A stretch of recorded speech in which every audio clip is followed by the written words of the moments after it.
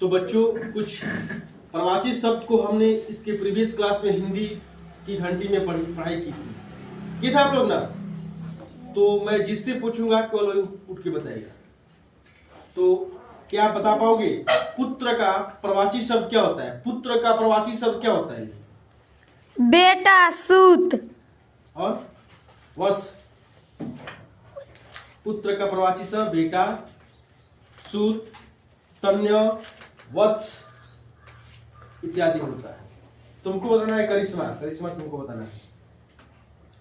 पिता का प्रवाची शब्द क्या होता है? पिता का प्रवाची शब्द क्या होता है? पिता का प्रवाची शब्द क्या होता है बताइए? पिता का प्रवाची शब्द होता है जनक। जनक, पितृ, तात। पिता का प्रवाची शब्द है जनक, पितृ, तात इत्यादि। ठीक है ना? बहुत सारे ऐसे बच्चे कहेंगे कि सर हिंदी में क्या रखा है? अरे हिंदी हमारे मातृभूमि भाषा, मातृभाषा है। कौन सा भाषा है जी? मातृभाषा। हमारे देश की राष्ट्रीय भाषा क्या है? हिंदी। राष्ट्रीय भाषा तो नहीं कह सकते लेकिन राजकीय भाषा कह सकते हैं। बिहार की राजकीय भाषा क्या है? हिंदी। और द्वितीय राजकीय भाषा क्या है? द्वितीय राजकीय भाषा उर्दू। तो इससे पहले हम पढ़ा चुके हैं एमराज। एमराज का प्रवाची शब्द क्या होता है? एमराज का प्रवाची शब्द क्या होता है? एमराज का प्रवाची शब्द होता है मृत्युदेव, मृत्यु देने वाला। एमराज का प्रवाची शब्द मृत्युदेव, कृतांत, मृत्युपति। समझ गए? जो मृत्यु कराता है, जो मृत्यु देता है, जो मृत्यु दंड देता है, उसको हम कहते हैं इमराज। समझ गए ना? ये पढ़ाई हो चुकी है। चलिए, गाय का प्रवाची शब्द क्या होता है? गाय का प्रवाची शब्द, गाय का प्रवाची शब्द क्या होता है? प्रवाची शब्द किसे कहते हैं? प्रवाची शब्द वह शब्द है जिसके और भी मतलब शब्द होते हैं, और भी नाम है। जैसे गाय का और किस किस नाम से जानते हैं? बात समझ गए ना? गांव देहात में या किसी लड़का का, वो गांव का है, शहर का है, तो उसको मतलब एक दूसरा नाम होता है, और भी उसके नाम होते हैं। छोटा सा बच्चा है ना, तो कोई कहता है गोलू, है ना, कोई कहता है गोलुआ। मतलब एक ही व्यक्ति के 2-3 नाम होते हैं। समझ गए ना? उनके माता पिता कुछ और रखते हैं, स्कूल में कुछ और है, उसके दोस्त लोग कुछ और जानते हैं। समझे कि नहीं? आगे, गाय का प्रवाची शब्द होता है धेनु, गौ, सुरभि। एक गाय का प्रवाची शब्द है बच्चों, माय डियर स्टूडेंट्स। और साधु का क्या होता है? साधु का प्रवाची शब्द, साधु का प्रवाची शब्द क्या होता है? तुम बताते रहो। साधु का प्रवाची शब्द होता है सज्जन, श्रीहद, सुशील, जो सीधा साधा होता है। समझ गया ना? सुशील किसको कहते हैं? जो सीधा साधा होता है। तो चलिए, इसके बाद हम आगे बढ़ते हैं और कुछ इसके बारे और भी जाने थे हिंदी में। इसके प्रीवियस क्लास में बच्चों जो सीखे थे, जो आप लोग लिखे थे, वो क्या है? इसके बाद एक विलोम शब्द बताए थे आपको, विलोम शब्द। तो धर्म का विलोम क्या होता है? विलोम का मतलब होता है उल्टा। विलोम का मतलब उल्टा। धर्म का विलोम अधर्म। Very good. असत्य का असत्य। सत्य का असत्य। असत्य। सब लोग बोलते रहो इसे। और संपन्न क्या होता है? संपन्न। विपन। विपन। संपन्न का विलोम होता है विपदार्थक शब्द विपन। तो चलिए, यहां तक आपको पढ़ाए थे और आगे आपको और लेके चलते हैं। अभी लिखवाया है पितृभक्त का क्या होता है? पितृ प्लस भक्त। जो पिता के आज्ञा को मानता है उसको कहते हैं पितृभक्त। जो पिता की आज्ञा को मानता है उसको क्या कहते हैं बच्चों? पितृभक्त। उसको कहते हैं पितृभक्त। अब आइए, इसको क्या पढ़ेगा आप लोग? ये क्या लिखे है? देखिए, ये लिखे है सहन शक्ति। सहन किसको कहते हैं? सहन शक्ति। सहन शक्ति कौन होता है जी? सहनशील। सहन शक्ति कहते हैं सहन प्लस शक्ति। जिसको सहने की शक्ति हो, जिसको सहने की शक्ति हो, तो दुनिया में वही रहता है जिसको सहने का शक्ति होता है, ठीक है ना। सहन प्लस शक्ति, सहन शक्ति, क्या पढ़ते हैं इसको? सहन शक्ति, सहन प्लस शक्ति, समझे कि नहीं? सहन प्लस शक्ति, सहन शक्ति। नेक्स्ट है मुखमंडल, इसको बताओ क्या होगा? तीसरा मुखमंडल क्या होगा जी? मुख मंडल क्या हो जाएगा? इसका क्या हो जाएगा? मुख प्लस मंडल, मुख प्लस मंडल, मुख मंडल। आगे इसके देखिएगा, इसके आगे और है, इसके आगे क्या है बच्चों? इसके आगे है गौशाला। गौशाला किसको कहते हैं? मुखमंडल।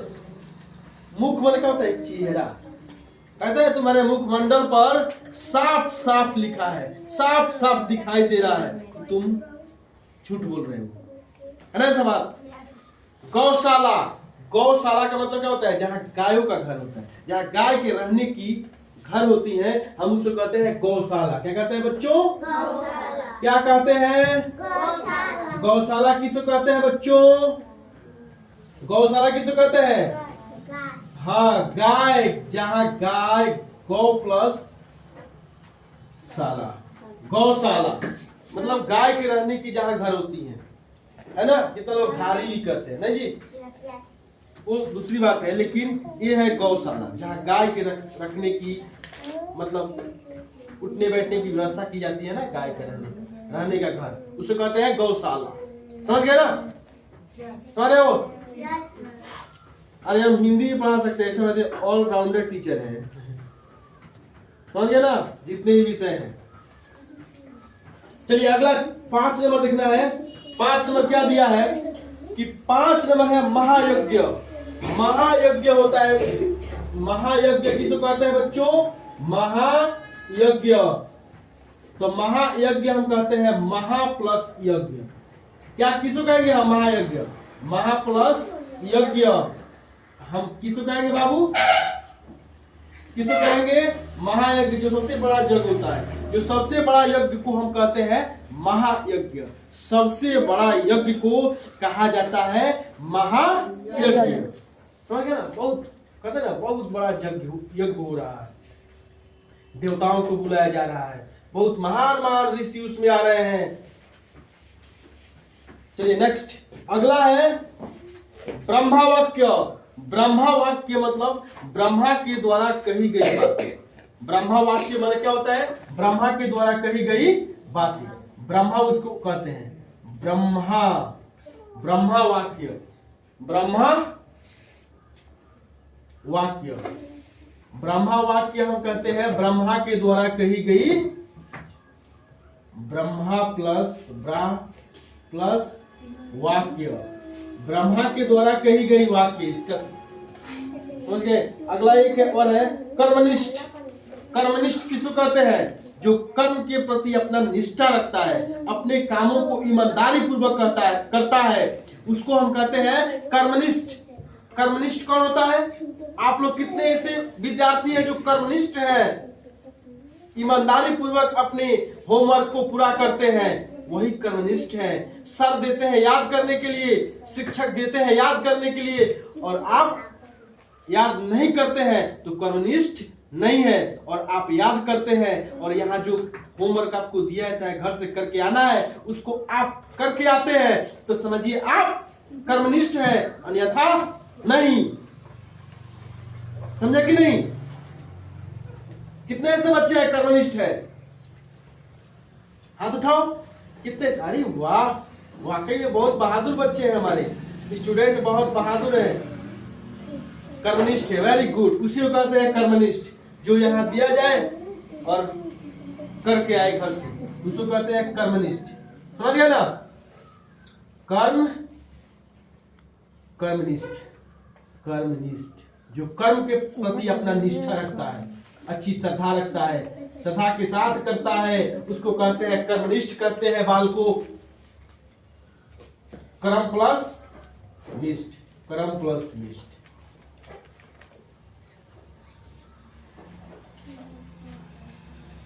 देख रहे हैं ना, कर्म प्लस निष्ठ। अगला है आत्मज्ञानी। चलिए, ये बहुत ही इंपॉर्टेंट शब्द है, आत्मज्ञानी। आत्मज्ञानी का मतलब क्या होता है? आत्मज्ञानी, जिसके पास आत्मा का ज्ञान हो। नचिकेता जब घर से उसके पिताजी ने कहा कि मैं जाओ, मैं तुमको यमराज को दान कर देता हूं, दान करता हूं, जाओ। सुने वो कहानी। नचिकेता कौन था? नचिकेता पितृभक्त बालक था। अपने पिता की आज्ञा मानने वाला बालक था। आप लोग कितने ऐसे बच्चे हैं अपने पिताजी की आज्ञा को मानते हैं? वाह, वेरी गुड, बहुत महान बच्चे हैं, ईमानदारी से। चलिए, तो ये होता है आत्मज्ञान। आत्मज्ञान किसको कहते हैं बाबू? आत्मज्ञान, जो आत्मा का ज्ञानी होता है, हम उसे आत्मज्ञानी कहते हैं। जो अपने आप को जानता है उसको आत्मज्ञानी कहते हैं। समझ गए ना? सेल्फ, योर सेल्फ नॉलेज, जो अपने आप को जानता है, अपने आप, समझ गए ना, उसे कहते हैं। मतलब आत्मा के ज्ञानी, जो जिसके पास आत्मा का ज्ञान है, आत्मा का रहस्य को जानता है, वो किसके पास मिलेगा आत्मा का ज्ञान? ये भी जो पढ़ रहे हो किताबी ज्ञान, ये भी ज्ञान है। विज्ञान पढ़ रहे हो, हिंदी पढ़ रहे हो, और भी बहुत सारे विषयों को पढ़ रहे हो, सीख रहे हो, जान रहे हो, लेकिन एक और विषय है आत्मा। अच्छा, ये बात सुने हो कि नहीं सुने हो? आत्मा किसी का मरता नहीं। एक शरीर से दूसरे शरीर में निकल करके प्रवेश कर जाता है। जब इस शरीर का टाइम खत्म, पीरियड समाप्त, तो इसमें से निकलेगा, और मतलब कहते हैं प्राण निकल गया। समझ गया ना? कहते हैं प्राण निकल गया, तो आत्मा निकल करके दूसरी। यमराज के पास जब नचिकेता जाता है तो अपने शर्तों को रखता है। तो उसमें एक शर्त ये है, वो कहता है कि यमराज कहते हैं कि इस शर्तों को छोड़ दो, और दूसरी जो भी तुम मांगोगे ना, मैं तुम पूरा करूंगा। 7th क्लास चैप्टर 2 पढ़े हो हिंदी में? नचिकेता। पहला ही प्रश्न है कि नचिकेता कैसा बालक था? तो नचिकेता पितृभक्त बालक था। उसके पिताजी एक महायज्ञ कर रहे किए, ठीक है ना? तो उसमें लास्ट में सब लोगों को दान दे रहे थे, और वैसी गौ दान कर रहे थे, गायों को दान कर रहे थे। और जानते हो कैसे गाय? वैसी गाय दे रहे थे जो दूध नहीं दे रही थी, जो बुढ़ी हो गई थी, मतलब जो ज्यादा कुछ काम की नहीं थी। यह बात छोटा सा बालक नचिकेता देखता है और कहता है, पिताजी ये तो ठीक नहीं है, आपको ऐसा नहीं करना चाहिए। इतना बड़ा यज्ञ किए, महायज्ञ किए, और उसमें आप दान देने की प्रतिज्ञा किए थे कि मैं दान करूंगा, ज्यादा से ज्यादा दान करूंगा, और इस समय आप ये कर रहे हैं। तो उनके पिताजी कहते हैं, जाओ मैं तुझे भी दान करता हूं। तो नचिकेता कहता है कि अच्छा पिताजी बताइए, आप मुझे किसको दान करते हैं? किसको दान में मुझे दे दीजिएगा? यमराज को। उनके पिताजी कहते हैं यमराज को, और वो यमराज के पास चला जाता है। यमराज के जैसे ही दरबार में पहुंचता है नचिकेता, यमराज के दरबार में जैसे ही पहुंचता है नचिकेता, यमराज नहीं थे, कहीं गए हुए थे। 2-3 दिन के बाद आए, तब तक वो वहीं आराम से बैठा है। बुलाया उसको, गया बेचारा, अपना जो भी था सब बताया, जो जो घटनाएं घटी थी उनके साथ वो बताए, और कहा कि मांगो, मैं तुम्हारे भक्ति से अति प्रसन्न हूं बालक, तुम क्या चाहते हो, मुझसे क्या चाहते हो, मांगो। तो सबसे पहले वो क्या मांगता है जानते हैं? कहता है कि सबसे पहले जब हम घर जाए तो हमारे पिताजी का गुस्सा शांत हो गया हो। और भी चीजों को मांगता है, तो उसमें एक और ये चीज मांगता है कि आत्मा का ज्ञान। आत्मा का ज्ञान इतना सिंपल चीज नहीं है बाबू। पहले जमाने में आत्म के ज्ञान को सीखने के लिए लोग अपने घर द्वार सब छोड़ करके सन्यासी का जीवन जीते थे, तब जाके आत्मा का ज्ञान होता था। जिसको आत्मा का ज्ञान हो जाता है उसको मैं ऐसे जानता हूं, उसका शरीर भले मर जाता है, सही तो ऐसे सबको जाना है, लेकिन वो मोह माया से एकदम परे हो जाता है। तो उसमें आत्म ज्ञान मांगता है। तो यमराज कहते हैं कि अरे अभी तू बालक है, तुम्हें ये समझ में नहीं आएगी। तो नहीं नहीं, हमको यही चाहिए। तो तुम लोग कितने ऐसे बच्चे अभी कि आप लोग आत्मज्ञान के बारे में जाने हो, पहले जानते हो, आत्मज्ञान का नाम सुने हो? वो तो उतना छोटा बालक जाके यमराज से कहता है कि मुझे आत्मज्ञान चाहिए, अपने आप को जानने का ज्ञान चाहिए। और आप लोग कहते हैं खेलेगा फ्री फायर। कौन है जी वो? उससे तुम थी? नहीं, तुम उस दिन करे थी ना, तुम फ्री फायर के नाम जानते रहा है कि नहीं? सब बात और सब चीजों के नाम जानते हो, लेकिन इसका नाम नहीं जानते हो, जो तुम्हारे काम की चीजें 100% काम की चीजें है, आत्मज्ञान। समझ गए? तो आत्मज्ञानी से कहते हैं आत्म प्लस ज्ञानी, जो आत्मा के ज्ञान को जानता है। आत्मा प्लस आत्मज्ञानी। समझ गए ना बच्चों? अब बुलाओगे आत्मज्ञान पकाओगे, हम 2 दिन बोलते रह जाएंगे। तो बहुत जब की चीजें हैं तब की चीजें हैं, कुछ सब नहीं छोड़ रहा है। तुम्हारे सिलेबस में आ गया इसलिए मैं बोल दिया। अभी मत सोचना कि मैं तुमको आत्मज्ञान नहीं बना के रहूंगा, मतलब साधु संत बना दूंगा आपको, ऐसा मत समझना है। समझ गया ना? आत्मज्ञान होता है अपने आप को जानने का, इसको सेल्फ नॉलेज कहा जाता है। समझ गए? तो ये था, और इसके आगे और पढ़ना है। और पढ़ना है कि अनेक शब्दों के लिए एक शब्द, अनेक शब्दों के लिए एक शब्द। तो इसमें इंक करें बाबू, अनेक शब्दों के लिए इंक, इसमें इंक करो, पकड़ो, ठीक है? चलो डाल के रेडी करो। एक और इसमें दे दो। अरे देखो, ठीक है? तो अभी अभी हम लोग इसके बारे में जान गए ना?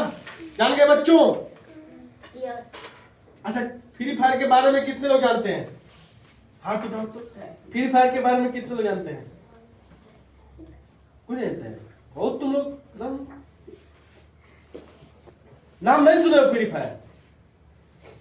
अरे हम सुने हैं क्या, क्योंकि अभी तक खेले नहीं है।